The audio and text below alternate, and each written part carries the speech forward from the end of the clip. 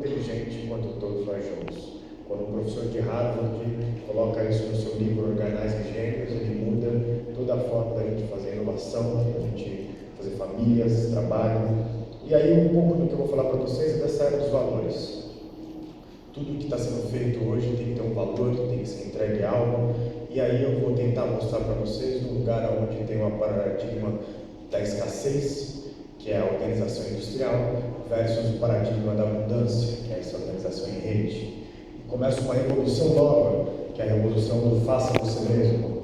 Milhões de pessoas no mundo hoje fazendo sendo makers. E aí pessoas de todas as idades revolucionando. Como vocês que passaram aqui 2 dias conosco.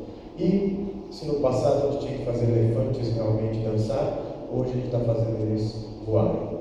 Acreditem que a gente não está vivendo uma crise econômica, é uma crise de civilização, uma crise onde a gente está vivendo um lugar que é um mundo totalmente enquadrados, totalmente dividido, num mundo compartilhado. Isso vai fazer uma grande diferença. Isso vai ser um lugar onde a gente vai conseguir mudar realmente o que a gente tem feito. É o que a gente chama de economia circular. E lá fora, antes falavam que tempo é dinheiro, agora o que a gente está dizendo é que tempo é conhecimento. E cada vez que você estudar algo novo, toda inovação ela cria um espanto. Esse foi o primeiro Apple do mundo e foi motivo de risada no Vale do Silício. Essa daqui foi a primeira máquina digital apresentada pelo presidente da Kodak, e ele disse, quando foi apresentado por essa máquina, que as pessoas nunca desejariam tirar fotos digitais, que elas gostariam de revelar. E aí, o que aconteceu é que está num lugar onde você começa a ter uma inovação que antes demorava 10 anos e agora a gente está chamando dessa inovação feita de barbatana de tubarão. Onde qualquer ideia que você tiver, nesses 2 dias, acreditem que em média 300 pessoas tiveram a mesma ideia e apenas uma vão colocar em prática e vão fazer com que vire um grande Big Bang da inovação. E aí, quando a gente fala de redes, amigos, a gente está falando não é de mídias sociais, não é de redes sociais, é de uma nova sociedade, onde sai um mundo centralizado para uma sociedade totalmente distribuída. E aí nos traz essas tecnologias cognitivas. Eu vou falar um pouco para vocês, tecnologias cognitivas que vocês podem procurar, o que está acontecendo nesse mundo, nesse exato momento. Os makers, hoje, tem um grupo de cientistas jovens da nossa idade colocando satélites, nanosatélites em volta do planeta Terra. E com isso, democratizando a informação e tudo que está acontecendo em mudança climática. Você já pode comprar o DNA democrático e fazer com que seu filho nasça com o sorriso do Kevin Spacey ou com o cabelo do Brad Pitt, e assim você vai desejar. Nós já temos uma Tesla que começa a inventar produtos que são eternos, diz assim. O mundo não consegue produzir tanto lixo, vamos fazer uma bateria que seja para sempre. E aí uma Ford, na maior feira de inovação agora de 2015, em janeiro, em Barcelona, lança uma bicicleta. Eu confesso que estou tentando entender o porquê desse lançamento. Eu acho que a gente está revendo que nunca foi visto. E por que esse momento? Perguntado durante 30 anos para os jovens que vão completar essa maioridade, qual seria o desejo de compra deles? Durante 28 anos a resposta foi comprar um carro. Nos últimos 2 anos é comprar tecnologia. Isso muda a forma como a gente está trabalhando. Hoje nós já temos o McDonald's montando a sua loja de roupas, tentando ser um Red Bull. Hoje você tem uma Coca-Cola que começa a usar essa linguagem digital para falar assim, por que não usar o Smiles para ser a nossa linguagem? Toda vez que você vê o Smiles, você vai lembrar da Coca-Cola, porque antes eles falavam felicidade em quase 300 línguas, e agora usando Smiles que foi a palavra, o objeto mais compartilhado em 2014. Do mesmo jeito que eles pintaram o Papai Noel de vermelho, eles agora estão tentando fazer com que as pessoas adotem e lembrem da Coca-Cola para se colocar no sorriso. E tudo isso é obsolência programática, programada. Já temos um banco aqui no Brasil lançando tudo o que você precisar através do Apple Watch. Tem uma American Express que fala assim, em vez de você ter um cartão de crédito, você vai ter um bracelete. Então, toda a indústria tentando, essa obsolência programada, entrar nessa onda. Nós já temos carros que estão falando assim, em vez de você usar o carro, você vai testar ele como se estivesse numa pista do autódromo de Interlagos, usando argumentos de realidade. Então, começa uma mudança na forma de fazer vendas. E aí, essa é uma nova revolução elizabetana. Quando David Cameron faz uma brincadeira. By saying, I just seen this tweet, yours, look at this right away. David Cameron tweeted a photograph of himself holding a telephone to his ear and looking serious. The brilliant Rob Delaney tweeted a photograph of him with a tube of toothpaste in his hand instead of a telephone. So I looked around and there was a tube of wet wipes. Well, it exploded. I think there is a hunger for this in the moment excitement. It connects them to events, it connects them to people instantly. E aí a gente está vivendo o que é chamado do crepúsculo da economia do compartilhar. Só para vocês terem uma ideia, Uber, que é uma rede de compartilhamento de carros, vale 40 milhões sem ter absolutamente nenhuma frota de carro. Hertz, a maior rede de carros para alugar no mundo, vale 9,5 bilhões. Nós já temos hotéis falando assim, use o Uber em vez de usar o táxi. Você já tem uma Starbucks dizendo assim, vem tomar um café conosco e na hora de você ir embora vai ter um carro da Uber te esperando. Isso é o que eles chamam de capitalismo compartilhado. Uma rede de hotéis que não tem nenhum quarto possui 1 milhão de quartos através de compartilhamento. Hilton, Intercontinental e Marriott, 700 mil. Isso é o que a gente está chamando da revolução de pessoas para pessoas, uma economia circular, uma inovação coletiva. Um lugar onde a gente começa a ter essas startups, como eu disse, ou uma empresa como o Google, que vira um banco e fala assim, pague tudo e e-mail atachado.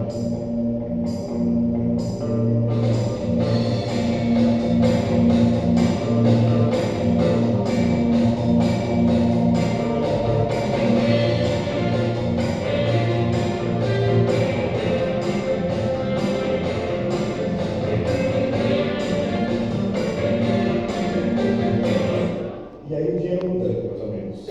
Hoje a Tecnisa está vendendo imóveis no Brasil aceitando bitcoins. Na economia do compartilhar, se você produz energia na sua casa, você coloca num banco mundial chamado Solarcoin, uma moeda criptografada, e você ganha dinheiro e pode comprar um apartamento na Tecnisa. A gente começa a ver o começo da sociedade sem carros. Acreditamos que em 10, 20 anos no máximo, a sociedade vai ter pouquíssimos carros e carros serão compartilhados. Como vai ser compartilhado? Como o carro do Google, que você não precisa dirigir. Você usa o Waze e aí quando você não precisa dirigir, você vai ganhar tempo. Você vai poder pegar na mão da sua mãe, você vai poder abraçar as pessoas, você vai poder fazer com que pessoas idosas que não podem dirigir voltem agora a dar uma voltinha e elas ficam tão felizes que se abraçam, porque é um milagre. E aí isso é o que a gente está chamando de experiência humana. Experiência humana onde em 5 anos a gente vai ter 1 bilhão de aparelhos conectados da internet vestível. Já começa Twitter, Facebook, Snapchat, coisa do passado. Agora a batalha das mídias sociais estão nessas duas aqui, Periscope e Mercado, que faz com que você possa compartilhar tudo ao vivo e montar sua TV. E aí, amigos, sai o B2B, sai o B2C e entre o Human de Human. Tem que ser bom para toda a humanidade. Imagine as 5 maiores companhias aéreas, o problema deles era sobrepreço. Lançaram um aplicativo que te dá pontos quando você abaixa o aplicativo. Ganha pontos quando você faz esporte. E quando você vai lá e perde peso, você ganha desconto na passagem. Veja só o que aconteceu.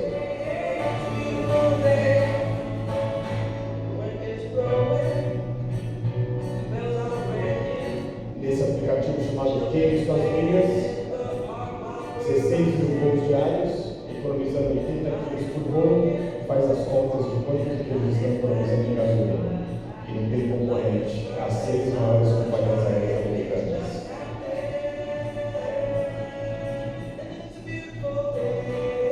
E aí começa o mobile first, né? Se você estiver andando por um ponto de ônibus por ali, você vai com um simples ponto do seu celular fazer compra e pedir para entregar na sua casa. Você vem com uma Amazon que revoluciona tudo e fala, por que você não coloca do lado da onde você usa pasta de dente, o sabão em pó, enfim, o que você quiser da Amazon, você aperta um botão e vai avisar para a Amazon que acabou o produto. E aí agora a loja dentro da sua casa. Hoje vai ser um botão, amanhã pode ser um simples piscar de olhos. Então imagina que a Amazon está fazendo o fim da intermediação. E aí uma brasileira que foi motivo de risada aqui no Brasil.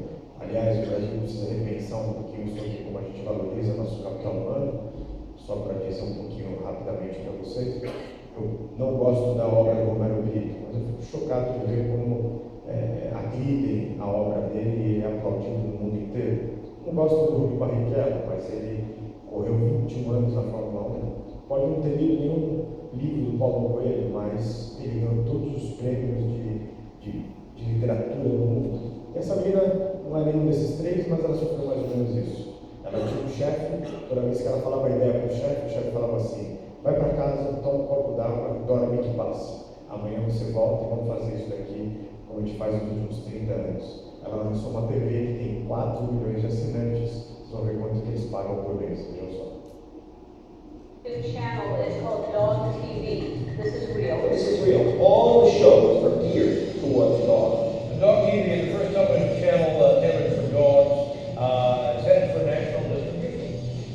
4 milhões de pessoas pagando $9,99 para que seu cachorro assista aquela TV, que eu acho que deve ser vendido do roteiro. E ela conseguiu espaço aqui no Brasil de forma alguma. Ela vendeu isso para a aceleradora da Disney, talvez uma das empresas mais inovadoras.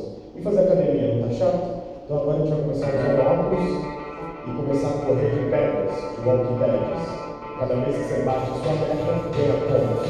Gamification.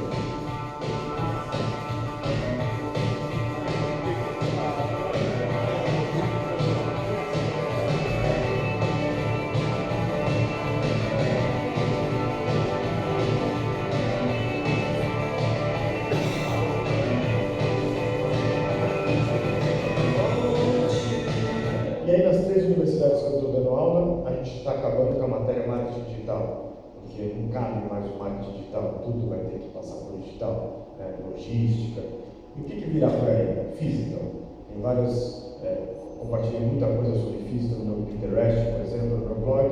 Aqui é um aparelho que você usa enquanto você estiver no game, jogando o game e leva uma porrada, você sente ela.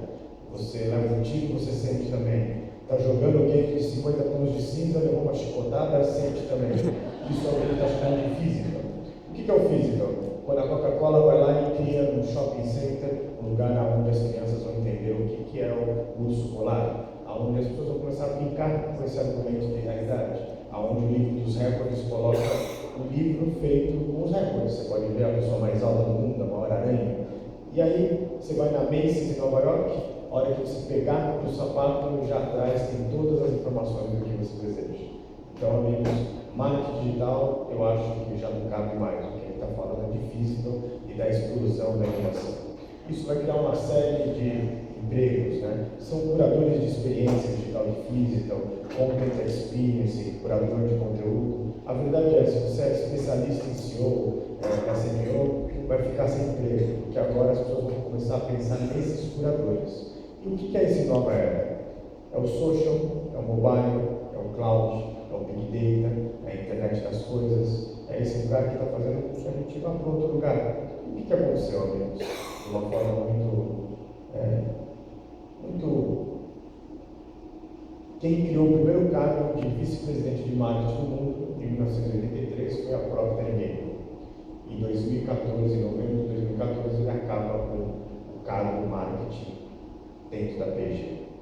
Porque a gente estava fazendo marketing do século XX e pessoas do século XXI. Não vou passar aqui porque a gente está atrasado no nosso processo, mas antes, se era fãs e seguidores, hoje é engajamento. Se antes era monitoramento, hoje são sinais puros. Se antes era colocar o produto no centro, hoje, depois com o cliente no centro, agora são os valores.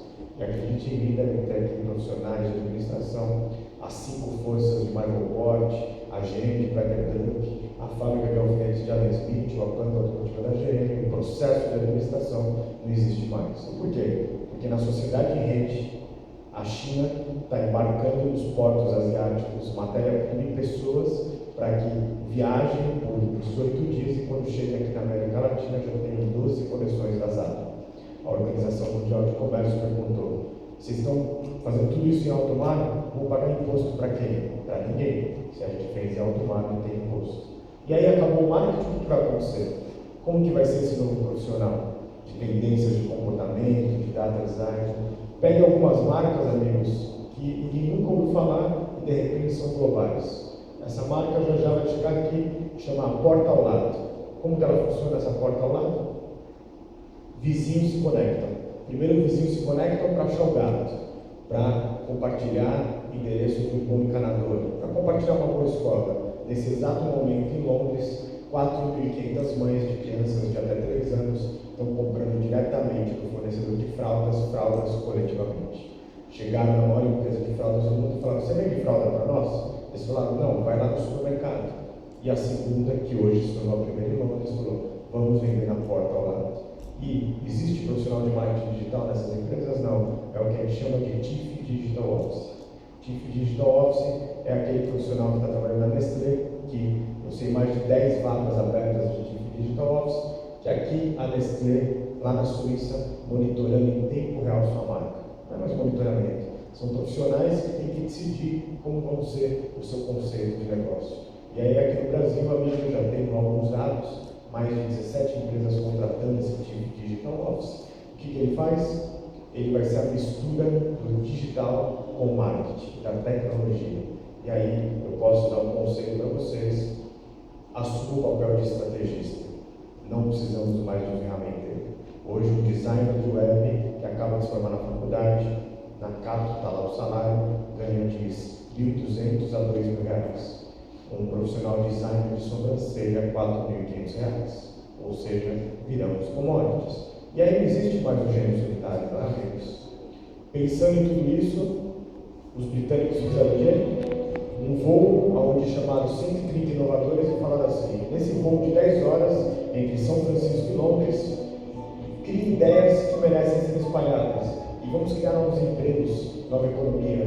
Quando chegasse em Londres, eles iam apresentar através de design thinking na maior feira de inovação global. É os ingleses falando: precisamos mudar a nossa economia, precisamos criar pessoas numa área inovadora. A mesma coisa aconteceu no CAGE, criando praças para discutir aonde está sendo esse novo mundo. Aqui, Florianópolis, conhecido como uma das capitais do empreendedorismo, tem que começar a pensar como os britânicos, que criaram o quê, amigos? Um local, depois da Olimpíada, onde é a casa dos fazedores. Se você é um empreendedor e tem uma grande ideia de tecnologia digital, traz aqui para essa casa dos fazedores. E por quê? Porque, amigos, a gente viu aqui no debate anterior, ficou claro, vivemos um darwinismo digital. 52% dos CEOs acreditam que seu negócio das maiores empresas está ameaçado pela disruptura digital. E vai ser cada dia maior. O número de pessoas que utilizaram serviços digitais foi de 58%, que usaram ATM, caixa e telefone, 42%, dado oficial do Itaú. O que o Itaú está fazendo nesse exato momento? Igual os britânicos, criando feiras, maratonas de hackathons. Quem está fazendo isso também? Natura, que está falando o quê? Não contávamos com o cara mais vendedor do Brasil, que é o Silvio Santos. Cada vez que ele coloca Jequiti no Chaves, vende demais. E aí vamos reformular toda a nossa estratégia da Natura, chamando pessoas de todas as nuances de conhecimento para fazer isso. Câmara dos Deputados também faz isso. Bradesco também está fazendo isso. Então, amigos, fica claro que é uma crise econômica, é uma crise de civilização. Se você pegar as 3 mais famosas do século passado, nos anos 90, elas produziam 1,2 bilhões de empregos. Hoje elas produzem apenas, as 3 mais famosas, pode ser isso, 10 vezes menos. É desemprego tecnológico. O desemprego tecnológico a gente nunca viu. Uma das empresas que eu lidero aqui no Brasil, a Uma Norte Brasil, a gente já sabe que 55% dos empregos em 2020 serão de robôs. Jornalista já está perdendo emprego nos principais jornais do mundo. Gerentes de banco também estão perdendo emprego. Por quê? Porque o SoftBank, que é o banco mais inovador do mundo, trocou, demitiu, enfim, colocou em outra colocação 28 mil gerentes de banco e colocou esse daqui para receber as pessoas através de Big Data e conhecimento facial, fazer com que as pessoas tenham coisas melhores. Se a gente fosse o Carlinhos Brown e o Santos, estaríamos preocupadíssimos. O The Voice alemão é assim. Toca a minha. Eu estou sofrendo desemprego tecnológico como nunca. Aqui é um professor que, quando ele ensina para alunos, ele faz com que os alunos absorvam 4 vezes mais conteúdo do que dado por de carne e osso. E eu estou dando aula agora por não. Você pode ver alguns vídeos que estão lá no Facebook, no seu blog. É um robô que ele compartilha comigo mais de 3 mil aulas de professores do mundo inteiro. Reconhece o rostinho de cada um. E aí, vamos misturando. Era dos drones, né, amigos? Tudo vai ser drone.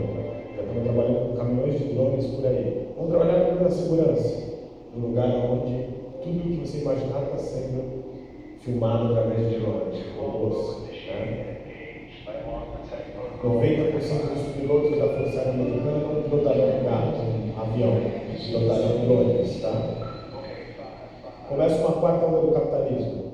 Com $90, você vai lá e consegue uma caneta que, conforme você desenha, já imprime impressão 3D.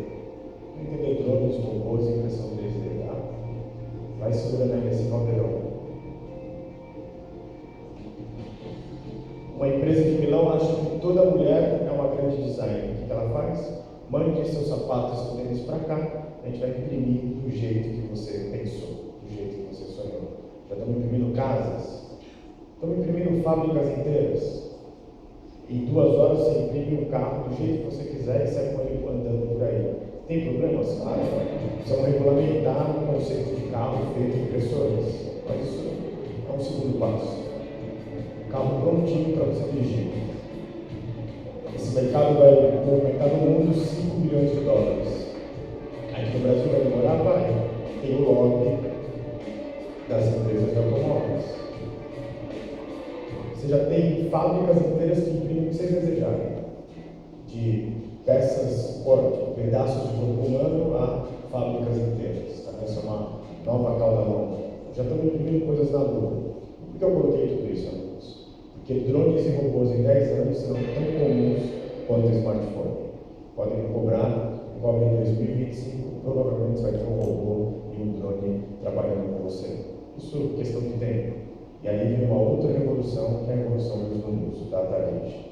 Como foi dito depois da Segunda Guerra Mundial, disseram assim: em Deus nós acreditamos, todos os outros estão contados. E era o engenheiro que cuidou da reconstrução da Europa depois da Segunda Guerra Mundial. Podem acreditar que dados é o novo petróleo do século XXI. Imagine 2 robôs que crescem como crianças e começam a inteligência artificial funcionar desse jeito aqui, olha só. Do you believe in God? Yes, I do. So you're Christian? No, I am not. And you say you were not helpful, therefore you're a medium. Why you say it ought to? That does not make sense. Don't you want to have a body? Sure. Already one.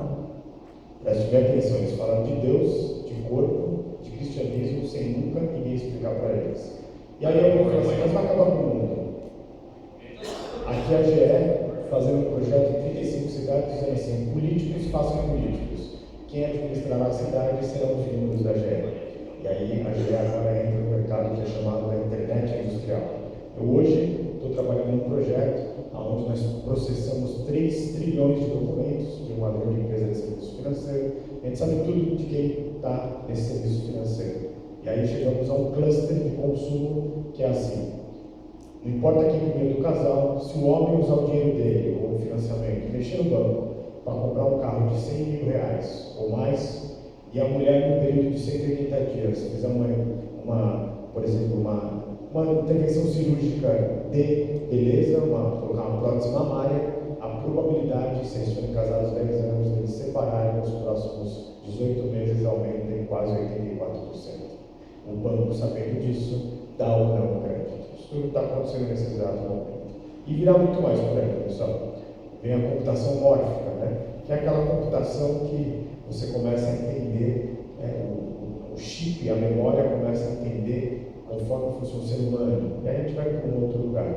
O que é tudo isso, pessoal, para a gente caminhar aqui para o final? Quando a gente tiver os humanos e a inteligência artificial criando, a gente vai ter um cérebro global comum. Um lugar onde a gente vai poder fazer coisas que a melhor coisa para o ser humano é quando lidar com as outras pessoas, não trabalhando. E aí, o que vai acontecer? É só o começo. Aqui, um dos robôs mais potentes do mundo, ele consegue segurar uma lâmpada sem quebrar, ele começa a competir com um dos maiores tocadores de música em copos de cristais. Veja só como ele é. Enfim. vai acontecer em 2030? Daqui a 15 anos, rápido. Softwares imprimirão seus hardwares, eles vão programar e vão imprimir seus hardwares. Lembra desse período tecnológico? Quando você juntar 3D print muito rápido e mais robôs, você tem a descentralização da manufatura. E tudo que você criar vai custar em média $2 o quilo. Quando começa isso? Em 2010, pela primeira vez, o presidente americano realiza um jantar, que é chamado jantar que abre o ano do governo americano. Até 2009, toda vez que tinha esse jantar nos últimos 150 anos, eram chamados tech econômicos, os Chicago Boys e Wall Street Boys. Em 2010, ele chama Mark Zuckerberg, Steve Jobs, presidente da Oracle, presidente da Cisco, da Netflix. E é nesse momento que eles falam assim: está na hora desse país fazer inovação radical. E a partir dali, em 4 anos, ele consegue bater todas as metas econômicas, porque ele transforma o seu país num lugar onde é dados. Aqui é o maior evento que aconteceu em fevereiro de Big Data do mundo, onde Barack Obama entra em tempo real e fala assim: hoje eu estou criando o equivalente ao Ministério, né, que é a Secretaria, ao Ministério de Serviços Digitais e Big Data. Eu queria convidar jovens que estão nessa plateia para que a gente crie aplicativos, que a gente crie ferramentas para tornar a vida dos americanos melhores. E se também eu gostaria que vocês se perguntassem como a gente pode criar algo para impactar 7 milhões de pessoas e fazer esse mundo melhor. Por que eu trouxe tudo isso, amigos? Porque enquanto a China está em toda a cadeia de manufatura e tirando nossos empregos da indústria, Estados Unidos, uma parte da Europa na inovação radical, o Brasil ainda no commodities. Vamos ter que repensar. Só que toda essa inovação nos leva aonde? Será que nós somos o meteoro? Será que realmente a gente vai ver um lugar onde a gente pode, com tanta inteligência, se autodestruir? E aí, o que eu trouxe nesses 27 minutos e 131 slides? Vejam só.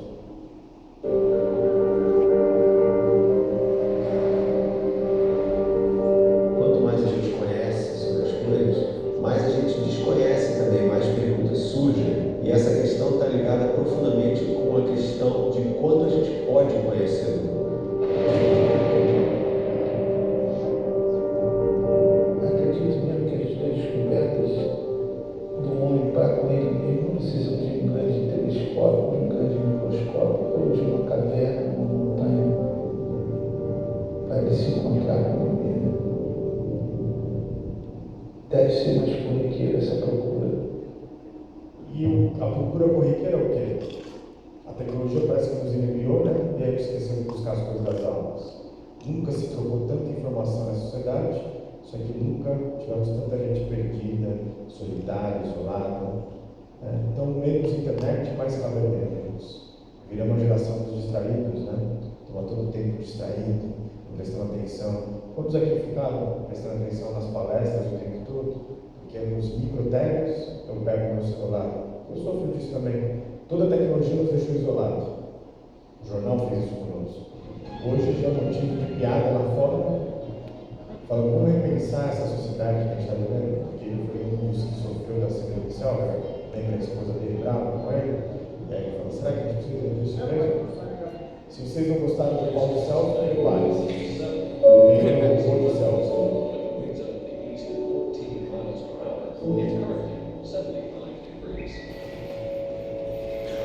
Momento fofo agora, socando o chefe, momento fofo.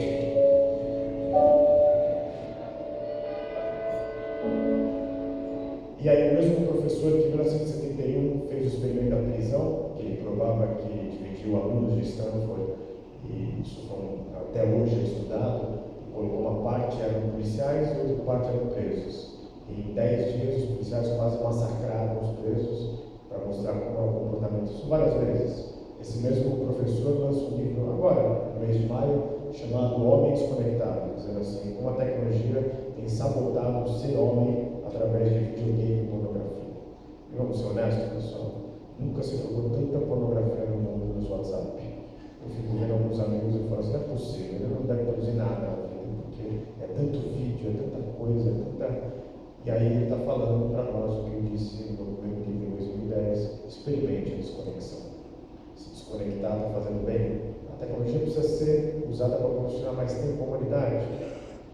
Tem que se desconectar para entender que hoje o poder está em degradação, está transitório. O professor de Londres, no instante, cunha um termo dizendo precariados, onde diz assim: se vocês não derem à humanidade boas condições para milhões de pessoas, só 1% ficar naquela faixa, vamos ter problemas muito sérios. Milhares atravessando rios, oceanos para chegar em outros países, na África, na Ásia. Aqui no Brasil temos problemas todo dia. Estamos doentes, né? Temos que agora ficar fazendo panelaço todo tempo. Estamos com problema. Dados oficiais de 2006 a 2014, 99% dos novos empregos de carteira assinadas foram empregos de até 2 salários mínimos e meio. Quando você produz salários empregos de 2 salários mínimos e meio, você cria os precariados, que são aquelas pessoas que estão indignadas e se reunindo nas redes. E aí acontece o que, pessoal? Isso daqui. Que vai acontecer de novo, tá? Questão de tempo. Em junho de 2013, ao longo desses dias, aquela semana,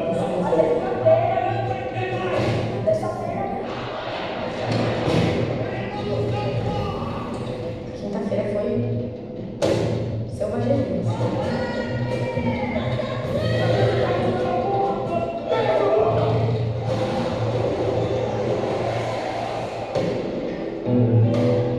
As passagens de ônibus, trem e metrô vão ficar mais caras a partir de amanhã. E foram todos uma ação evidentemente criminosa. Mas eu jamais achei que fosse tirar. Você não imagina que um cara fardado com uma arma vai atirar na sua cara? lógico que algumas coisas não sei como assim, o Brasil é um eu faço parte do Brasil que nunca dormiu, né? Tem hoje agora, as balas não são de borracha, né?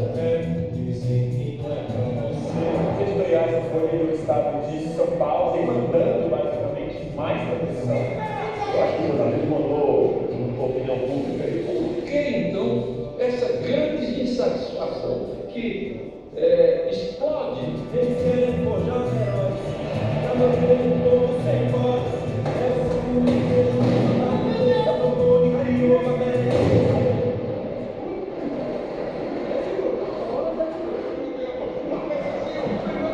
E aí, pessoal, viemos um professor aqui do Sul que quis mais ou menos essa frase: se a gente se dedicasse um pouquinho à política, como você se dedica a futebol, se a gente brigasse mais pelo nosso país, a gente seria diferente.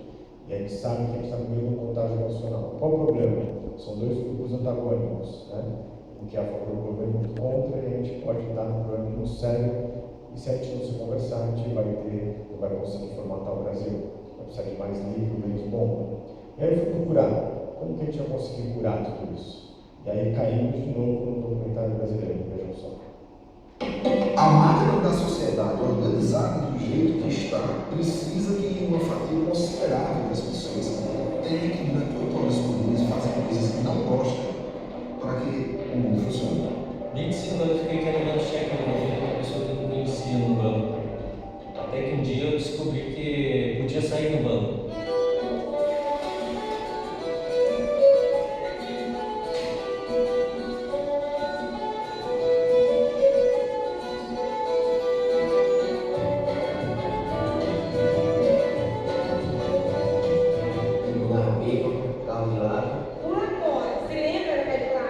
Pescava, nadava. Deixei de pular ficou, né? Existe uma tendência, principalmente entre as crianças, é ocupar o tempo deles o tempo inteiro. A criança com 4, 5 anos já aprende balé, inglês, sapateado, tem que tomar banho, tem que escovar o dedo, depois a gente vai massacrando. Toda a educação é um massacre. E a gente vai ter que repensar a educação, vai ter que repensar como a gente está fazendo tudo isso. Começa uma área que são as crianças diamantes. Crianças estão se divertindo por aí, mudando o mundo. Crianças estão brincando de fazer casas e construindo casa para as pessoas. O novo símbolo do status quo é a generosidade.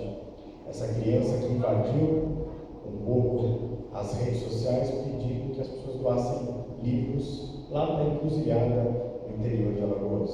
Essa menina aqui do estado de vocês, goste dela ou não, fez uma revolução na educação. Levou para os altos gabinetes discutir realmente as escolas. Esse menino, não sabendo que era uma peça de teatro, resolveu ajudar. esse não sabendo que podia se machucar, também resolveu ajudar. E aí um dia me perguntaram, por que você estuda Homo sapiens, emprego tecnológico? Por que vocês querem que as pessoas vivam mais e elas fiquem desempregadas, né? A gente falou, não.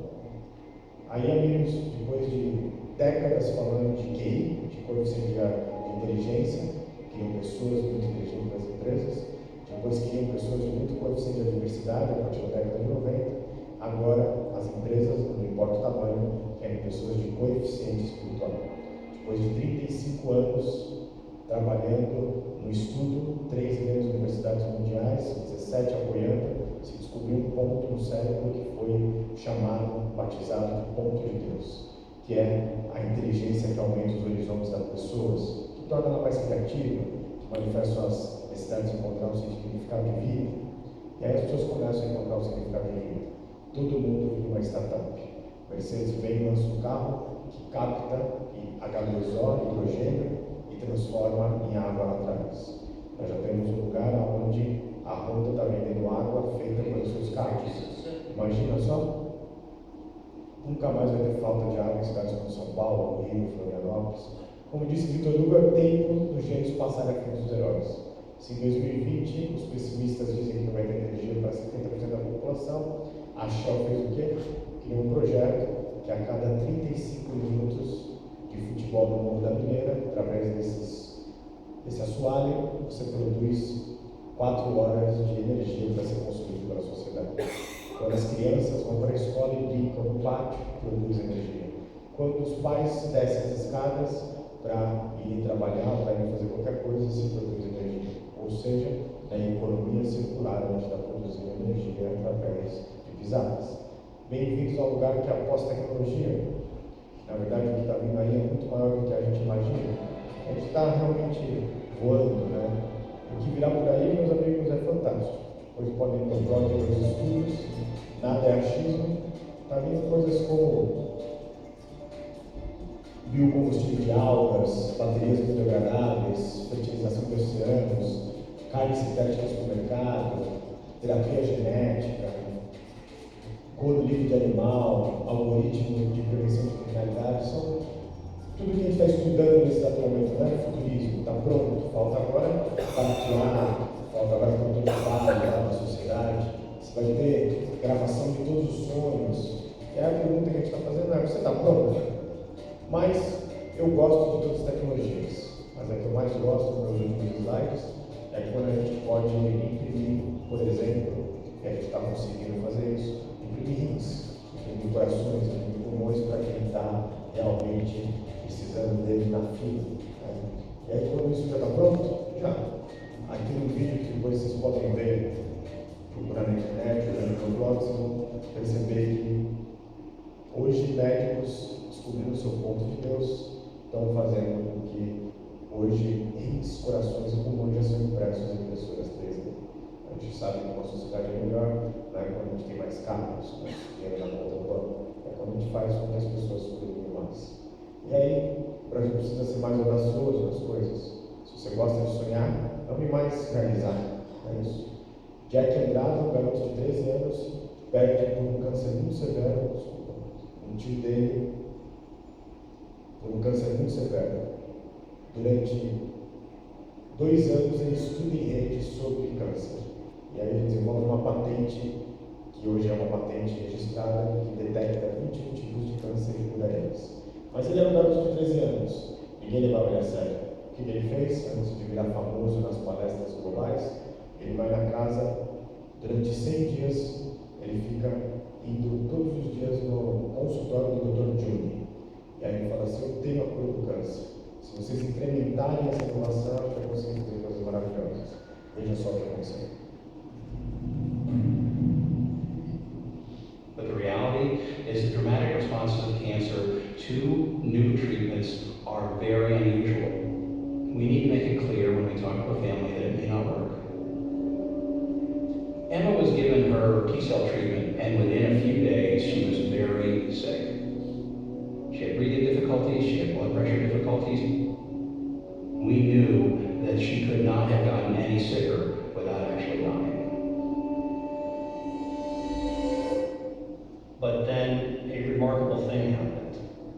T cells were growing, they were starting to fight the cancer. Within hours, Emma's fever disappeared. It was like the calm after the storm. When the clouds went away, and she woke up, and there was no leukemia.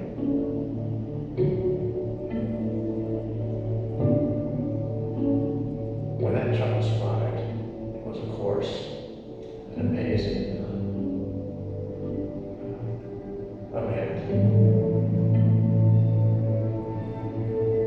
Hoje, milhares de pessoas estão tendo sucesso com isso. O que a gente aprende é que a saber das multidões é o nosso poder de transformação coletiva.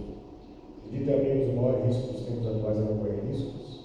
Se você não estiver preparado para descobrir o que você tem, alguém vai fazer isso por você.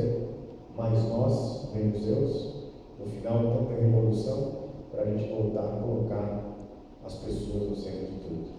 Como a Edgar Morin disse, que a gente não precisa de revolução, a gente precisa de metamorfose. E a grande pergunta são as slides. Para que serve a tecnologia de inovação se não for compartilhada com toda a humanidade? Especialmente as pessoas das nações que são mais dela. Né? Esse progresso tecnológico sem progresso moral vai levar a gente aonde?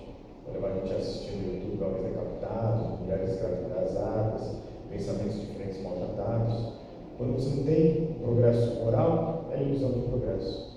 Porque no final o que a gente está precisando não é de inovação, não é de discutir, é sim de evolução como ser humano.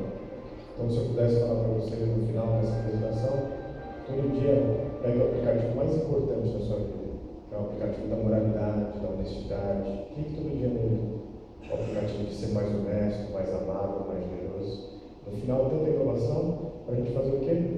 Para a gente voltar aos valores universais. Para a gente poder voltar aqui na maior conferência mundial de inovação do mundo em tecnologia, ali no deserto da Califórnia, começa a se falar de empatia, de compreensão, de compaixão. A gente começa a voltar às raízes do simples, do conhecer pessoas diferentes, do chegar alguém de uma religião muito diferente da nossa e respeitá-la. A gente começa a voltar ao básico. E ao básico é quando a gente está unido com as pessoas, quando a gente está reconstruindo uma nova humanidade. Então, bem-vindos a que eu chamo a era da cidadania global, uma era onde a gente começa a construir um novo mundo, não vai dar para dividir. A inovação e a revolução não é toda a história, mas é uma grande história. Muito obrigado. Foi uma honra